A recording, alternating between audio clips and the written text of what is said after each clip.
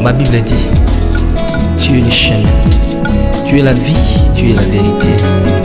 Nanyo alanda yo abunga nzela azali te. Yango ngai nalobi nakolanda nzela mosusu te. Nakolanda kaka nzela na yo Yesu. Nzela oyo ekosaka te. Alleluya. Nzela mosusu te nakolanda, bobelisi nzela na yo. Nani alakisanga nzela ya solo, bobele yo. La vie, la vérité, le chemin mosusu te se yo Yesu. Nzela oyo ekosaka te, se nzela na yo. Bayebatalelaka yo, bayokisa masoni te. Papa ya borphelin bana bitike, mosungi ya baveuve. Mobikisi oyo asikola ngai liboso ya banguna nanga, alongolanga na maboko ya baini banga. C'est avec assurance nakoyemba Yesu azali lisungi nanga, lisungi oyo ezangaka te na tango ya pasi. Olobi na ngai natie liboso na yo bantina mibale kufa. Kasi olobi na ngai na bongo naye kososola ete yo nde ozali bongo. Nzela na yo eza nzela oyo ezopesa vie. Nzela na yo eza nzela oyo toza na assurance ya avenir na biso. Oh Jésus, nzela mosusu eza te mobete.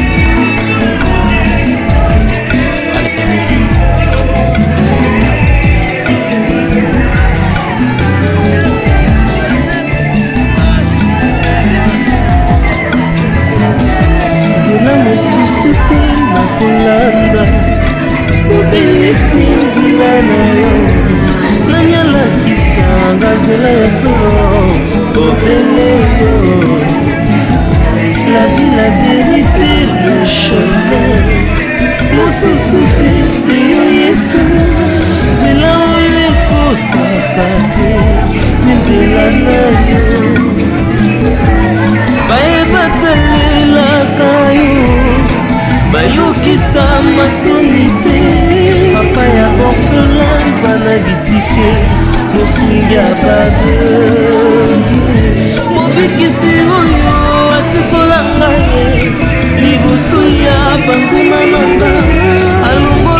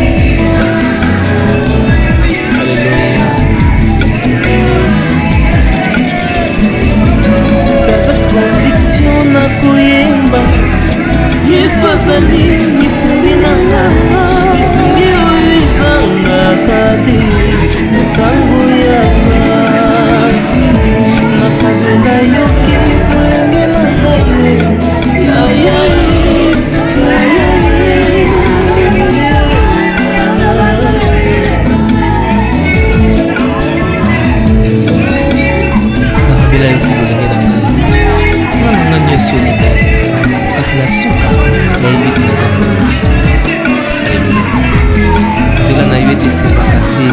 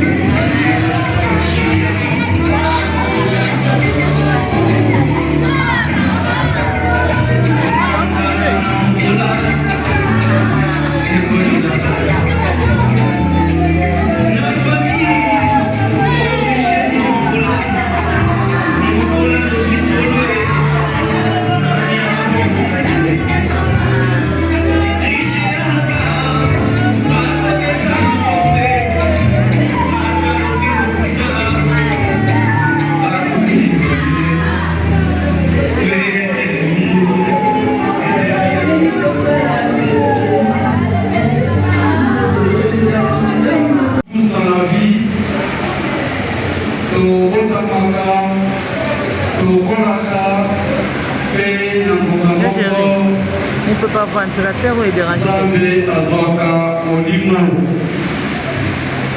Nous sommes le 14 avril 2025.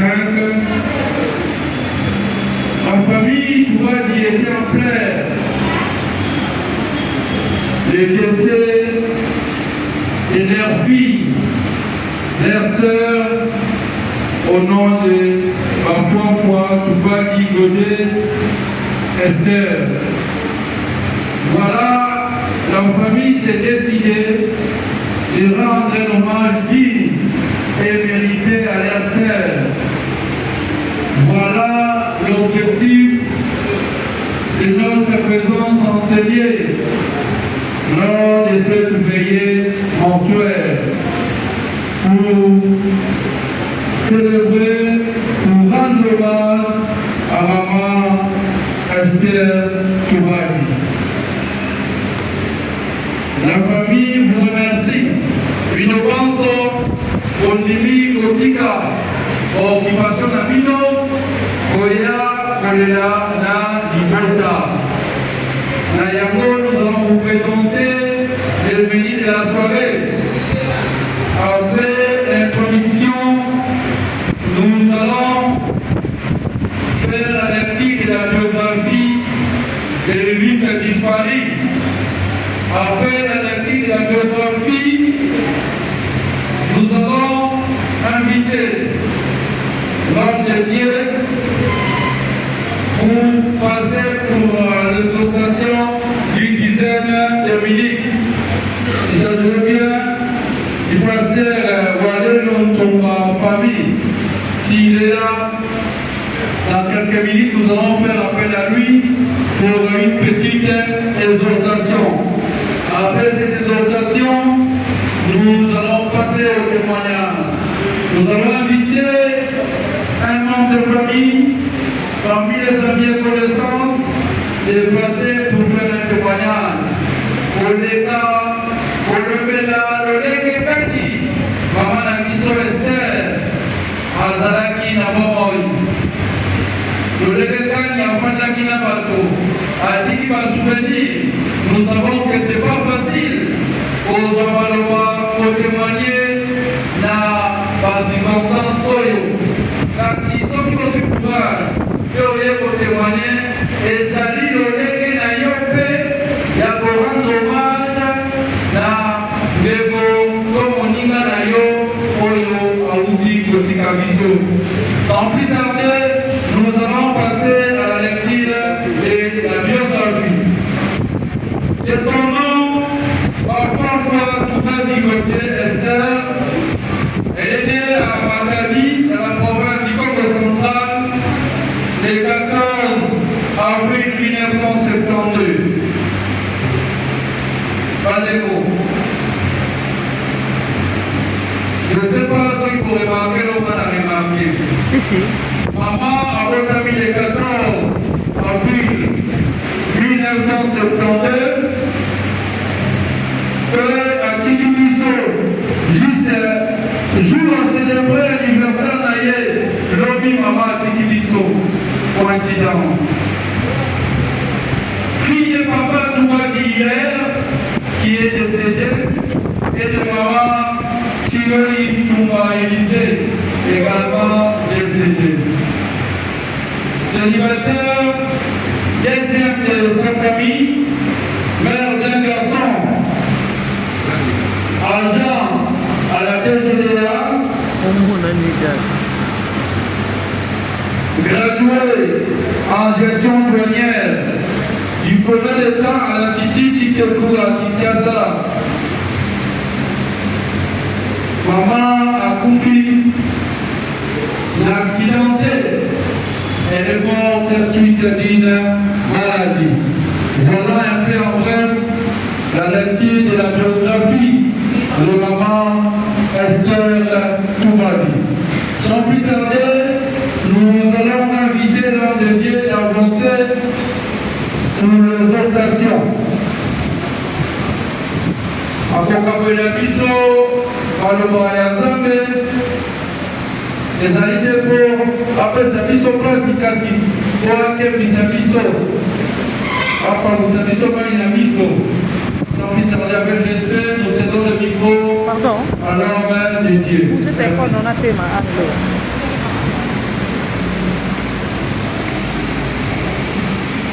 Bonsoir. Bonsoir. Et mes condoléances. Merci. Allons prier. Père, dans les noms puissants de Jésus, Seigneur, nous te rendons grâce.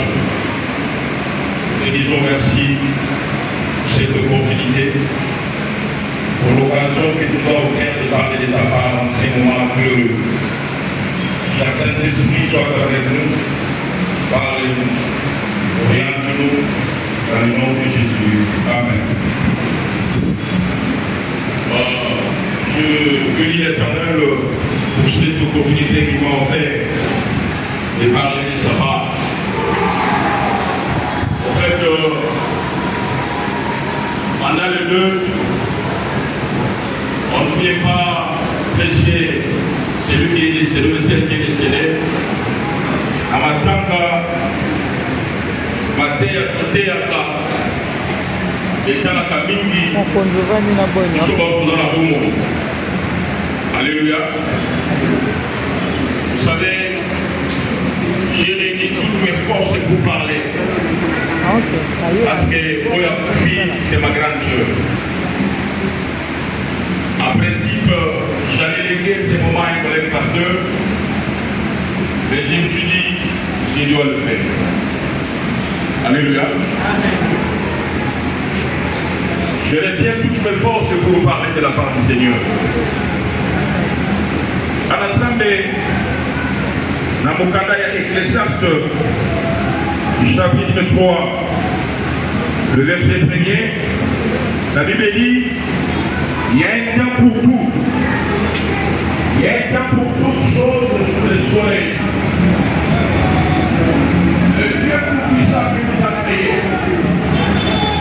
il a fait chaque chose. Nana câble non, hein? Nana câble non. Bonsoir. Mais la tika on a na chambre pour le faire ça na zula tiki ça kuna. On est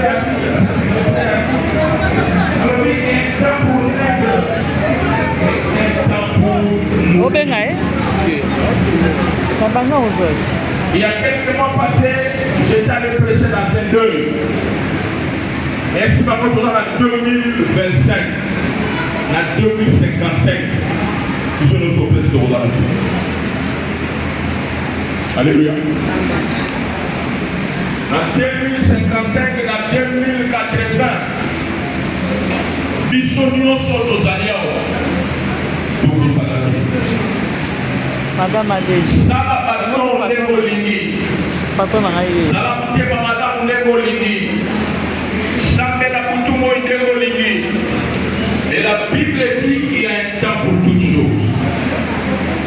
Tokobotama et mokolo moko. Déjà mosuni. Alléluia. Beaucoup faisant la likambo na déposer na mokanda ya Nzambe. Déjà on est bien. Mais likambo ya motuya ezali après cette vie oyo tozomona na miso bien-aimé, il y a une autre vie. Alléluia. Avant comme tozobika oyo tozomona ndenge mama Esther atiki biso akatisi na ngambo mosusu. Yo na ngai mpe mokolo ezali tokokatisa na ngambo mosusu. Mais likambo motuya ezali ngambo tokokatisa ndenge tokobika na ngambo kuna eza fonction ya ndenge ozovivre lelo. Bien-aimé, je te dis la vérité, l'affaire est réelle. Vivre le salut. En tant que en tant que l'affaire est réelle. Je vais dire parce que oh, il y a une chose, c'était un servant de l'Éternel. A Koufi, n'a pas été sous ma science dans mon oreille. En tant que mais c'est mon oreille, il y a un mot. Alléluia. Et ça ne passe dans l'autre. Mais quand on a eu à coucher la tombe et les soumacia, quelque part ça m'a apaisé. Après cette vie, il y a une autre vie. Après mon qui a dit chose, mon qui nous soucie les amis. Mon qui nous ont dit qu'ils ont 85 ans. 100 ans, 75 ans, vamos 50 ans, vamos sur mais maman a dit qu'à vous dire, au côté de négatif. Alléluia. Parce qu'on est dans les réseaux sociaux, parce qu'on est dans la bus, parce qu'on est dans la table, c'est le moment de changer ta vie. Parce que Jésus revient bientôt. Amen. Alléluia. Amen. Après ce matin, nous avons milité. Après ce matin, nous avons 10 minutes. Et la matin, après ce matin, il y a l'appelé. Après cette vie, il y a une autre vie. Alléluia. Et place aux autres. Donc, pour que les signes et soit dépendre en tant que aux pica nascer la mort. Un bon Dieu, pour qui ça c'est là dans le Zambé. Régler foi dans le Zambé. Ce qui n'a pas bien sur ma scie, ça m'a saboté, et ça t'a traité, et ça dit qu'à nous la pasteur t'es. Dans son thé, et ça dit qu'à nous la pasteur t'es, dans son thé, que yes sur ma scie à soya, l'affaire est réelle, c'est le moment, c'est le temps. Parce que ce qui fait mal, c'est fini. Il y a la grâce que lorsque nous sommes dans la chair, il y a la grâce que lorsque nous sommes vivants, aussitôt peut me cueillir, dans une soirée sur le grâce ici. Comme occasion peut s'améliorer. Mon frère, ma soeur, je t'en supplie, c'est le moment de donner ta vie à Christ. Alléluia. C'est le moment, il y en a qui ont fait ça comme on a dit sur la tête à Jésus. Il y a un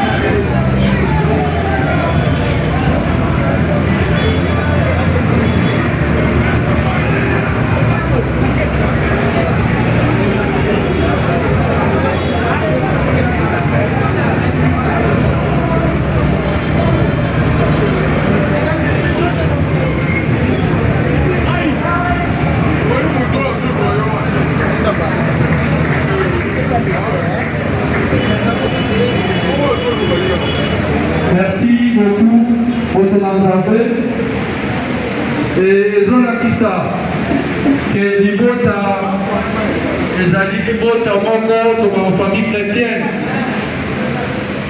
C'est pas facile, kozanga moto molimo sango eza kati na yo kotelema kozwa mibo na bangonga oyo moto atiki biso yaya na yo.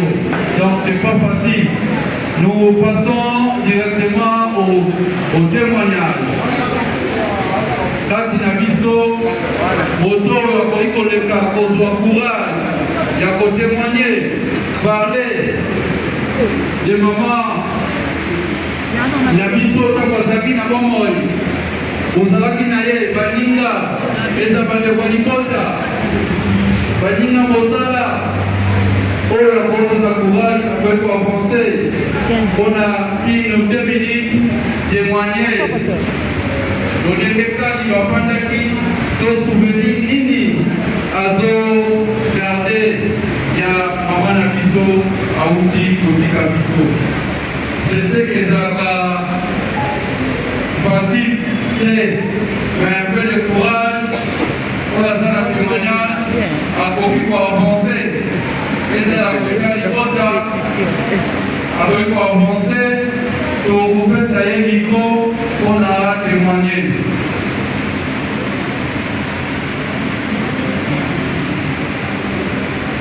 Merci, maman Martha.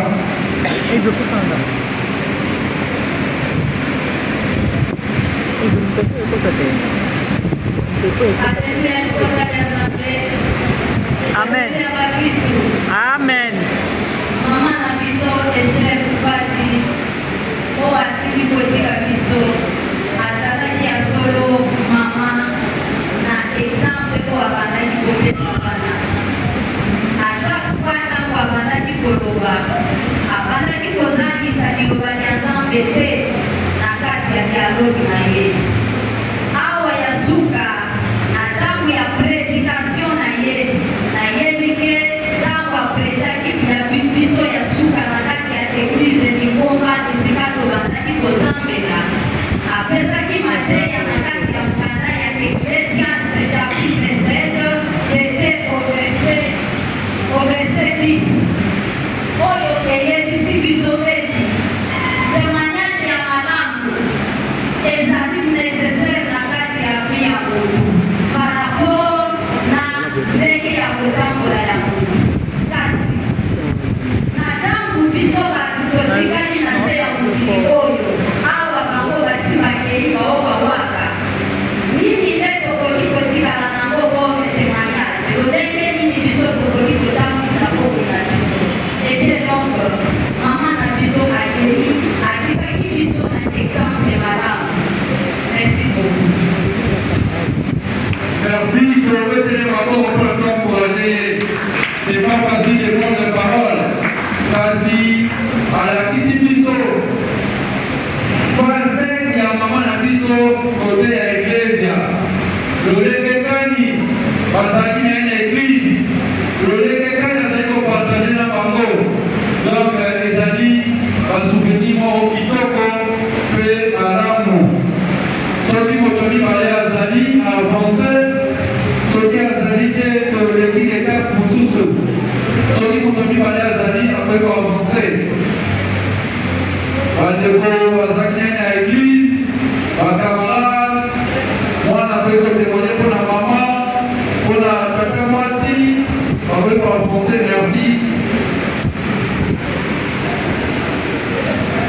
Merci pour le deuxième témoignage. Alléluia. Amen. J'aimerais témoigner pour mon Esther. Mon Esther, Alaki, maman passait avec le papa Alaki, maman Bobo, Alaki, maman Bobo, Alaki, maman. Alaki, papa Bolake, qui est bon, maman, qui tient, Alaki, maman, Alaki, maman, et à ce qui soit pensé, et de dire, maman, Adam, maman,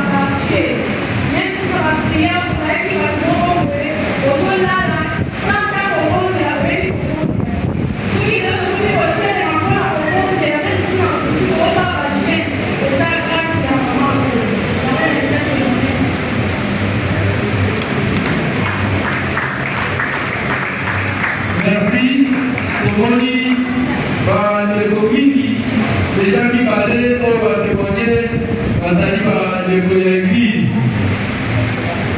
elakisi lolenge nini mama Esther azalaki kofanda na bandeko na ye na kati ya lingomba. Soki troisième témoignage mosusu ezali de avancer, sinon nous allons passer à autre chose. Merci. La moindre chose à mon accompagne.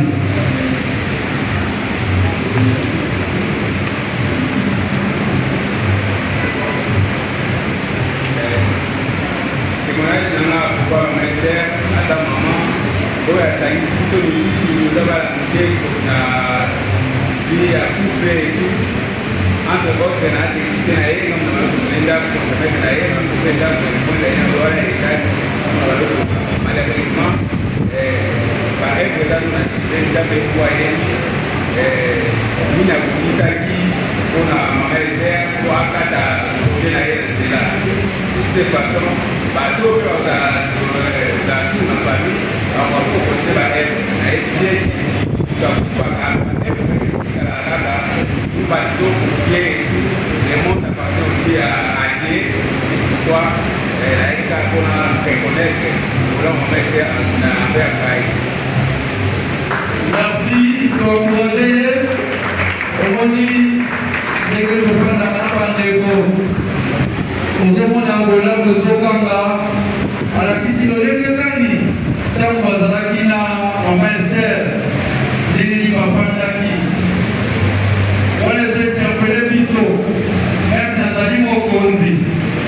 Soki Nazana Pato, même Pato Azotala, et Bananaï, le Légué Kani, et Zegeni, na Fanda, Nakambo.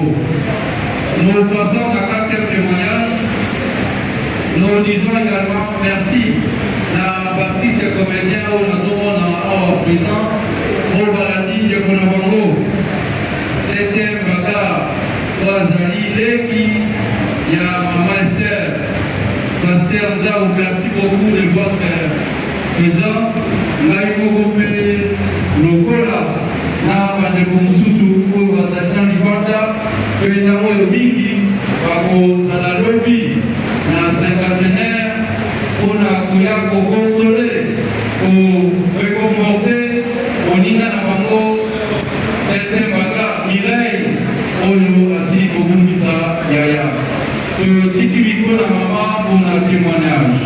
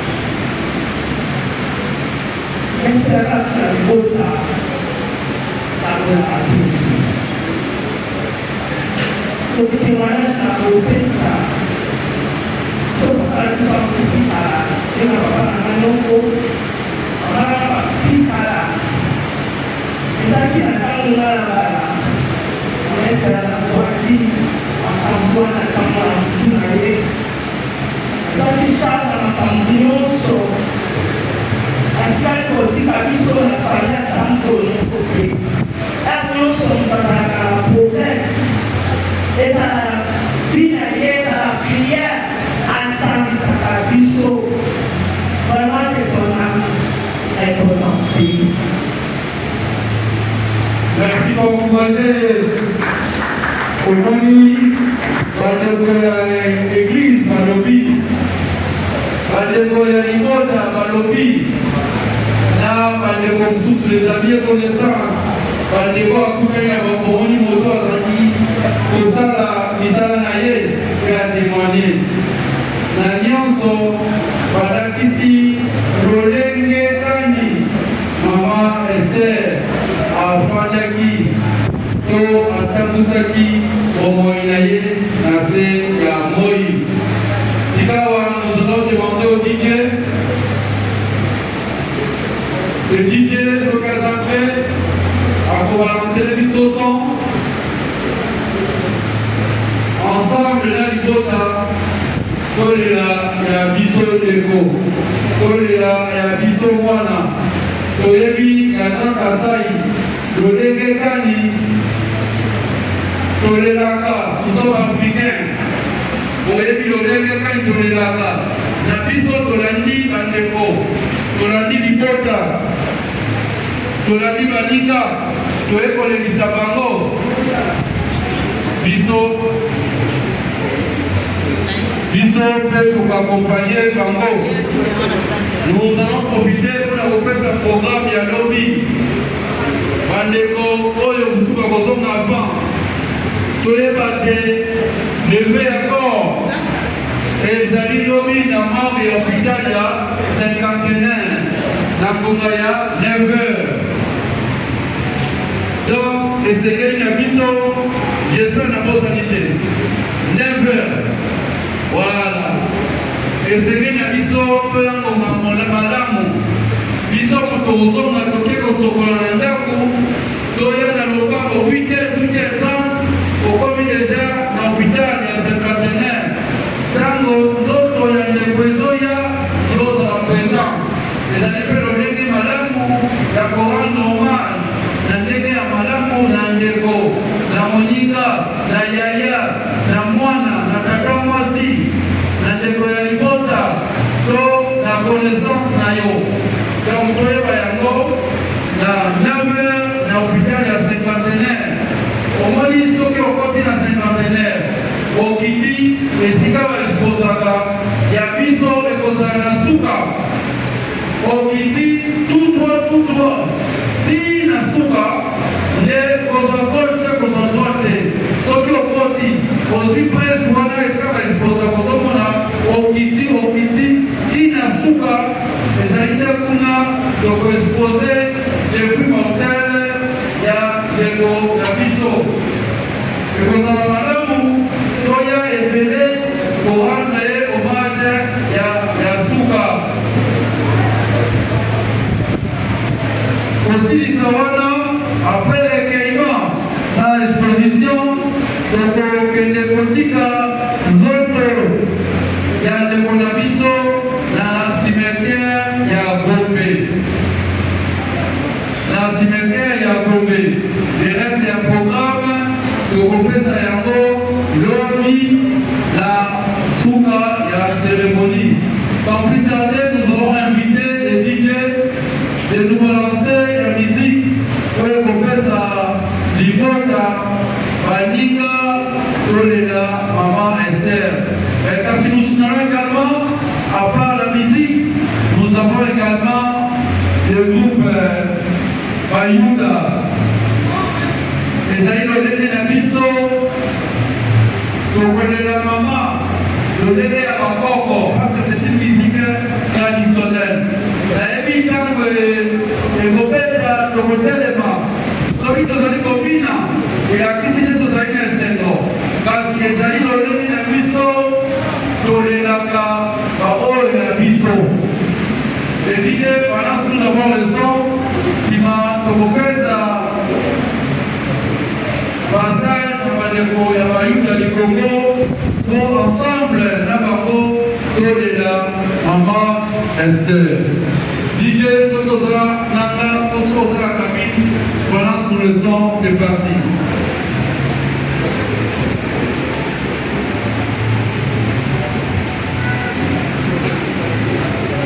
J'espère de voir ça sur la groupe to passe na réalité qui est na kati ya baza na posa na ye.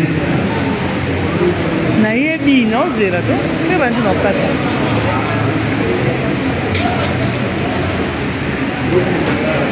Nous rappelons le programme demain na ngonga ya 9h. Exposition pe recueillement.